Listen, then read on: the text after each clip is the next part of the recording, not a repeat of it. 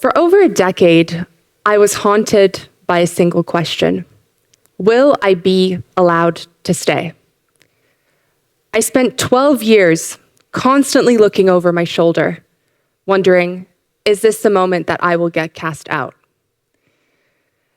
Every job interview, every rejection email, any time that I basically felt like a foreigner or an outsider, I was thinking, this is it. I'm going to be going home. But the reality is that I had no home. I spent the majority of my 20s chasing visas and paying for immigration lawyers instead of saving up for mortgages. But my immigration story doesn't actually start there. I started as an immigrant at 6 months old when my family left Russia for Israel, two countries with very complicated histories, which is how I feel whenever anyone asks me, where are you from? And then when I was 8 years old, we made the move to Canada. Despite being very accepting of immigrants in Canada, I still felt like an outsider. I had smelly Russian school lunches, which, trust me, they caused a scene. I had an accent at the time, and I also had a very irrational fear of snow. So I felt like an outsider during my time in Canada. How many of you here feel like an outsider because of your immigration status? The reality is that when you are an immigrant, you have to leave behind your family, your friends, your home, and you trade what is familiar with something completely unfamiliar. And that's why I found the familiar in books. And for me, home became Hogwarts. Yes, Harry Potter. And although I had this dream of coming and studying in the UK, I thought to myself, well, if they allow magical orphans, then I probably will have a chance. I'll be accepted. I was wrong. But I still made the journey, and I came and studied here, and I joined the University of Edinburgh for my English literature degree, where I quickly fell in love with a country and a city where, coincidentally, J.K. Rowling also lived. But then I had this very real realization at university. In order to stay in the place that I now started to call my home, because going back to Canada was not an option for me, I would have to fight to get a job with sponsorship. And that is something that really defined my time at university. That fight, that dream to stay in the UK. It led me to get sponsored in not one, but 3 different companies, and finally get settled status after 12 years of living here. But when you're at university, you have a blank CV, you might not know where to start. No, I had no personal network, no safety net. But I did have this real desire, a real feeling in my gut that a little, well, now it's a very well-known startup called Deliveroo would take the chance on me as their marketing intern. I harassed them so much in my second year of university that I think they felt they had no other option but give me an internship. And at the time, it was a Series B stage startup with under 100 employees. I was actually employee number 89. And the founder of Deliveroo, Will Shu, started his own journey in the UK on a skilled worker visa.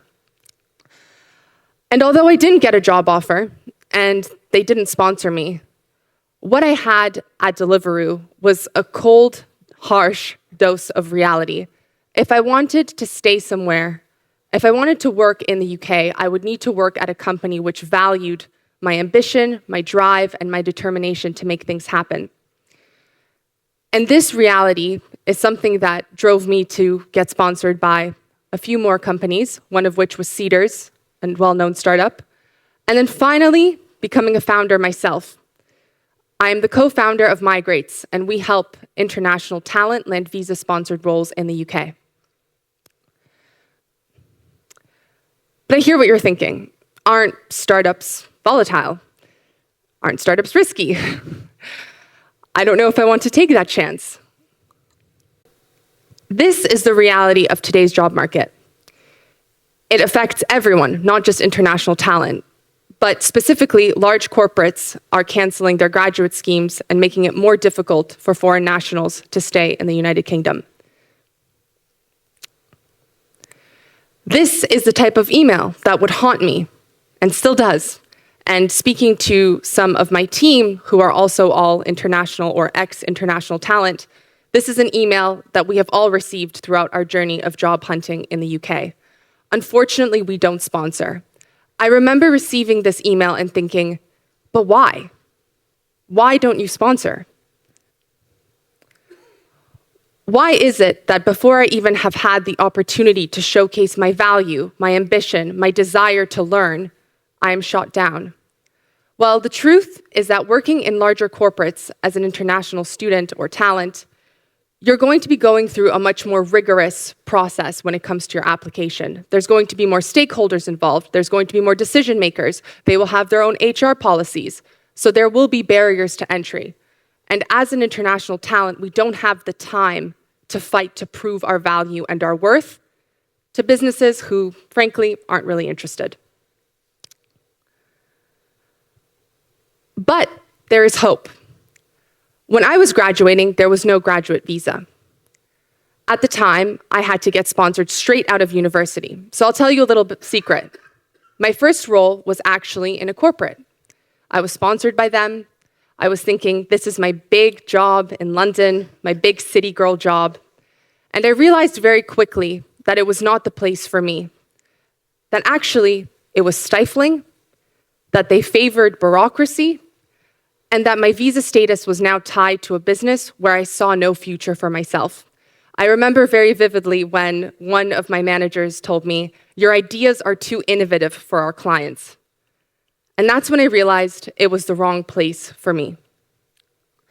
So if I had the opportunity today to take on the graduate visa after I graduated, I would relentlessly be searching for VC-backed, early-stage organizations that are small but have the capital and the means and the desire to take a chance on someone who will give them the passion, the ambition, and the determination that international talent provides. 120,000 companies have a license to sponsor international talent in the UK. Do you know how many companies there are in the UK? 5 million. That is 2% of the total companies that will be able to sponsor you. However, 60 new companies are added daily to this list. And we actually reflect these roles on the Migrate's job board. These are new companies or those that have already existed but want to take the opportunity on international talent. So despite the news articles and the anti-immigration stance, there are companies who are willing and open to taking the chance on you. 70% of our Migrates members have actually landed roles in startups, and some of them have even convinced those employers to get their licenses to sponsor them. It sounds like a big feat, but I can promise you it's not as complicated as one might think. But let's talk about why startups for international talent. Well, international talent is startup talent.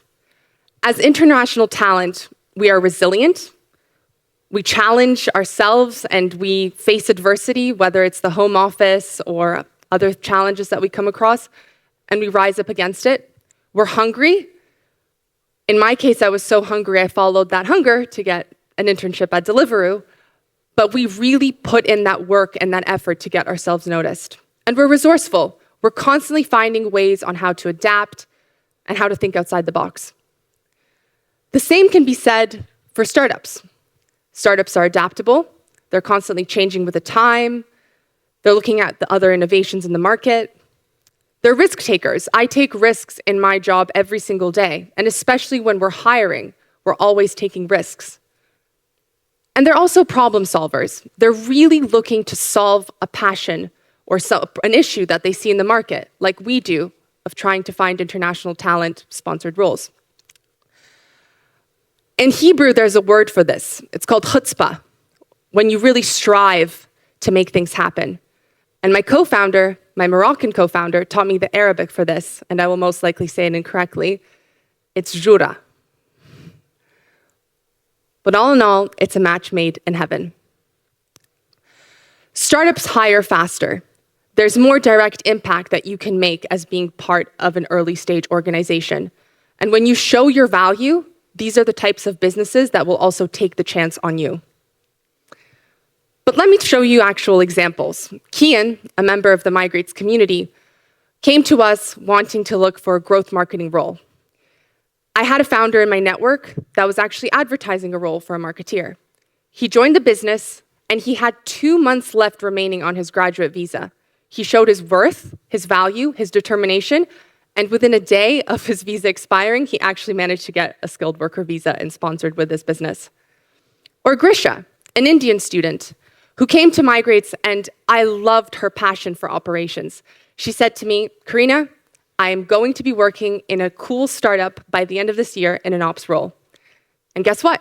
She's doing exactly that at Borderless, another company that we know very well at Migrates. Last, but definitely not least, meet my co-founder, Rim.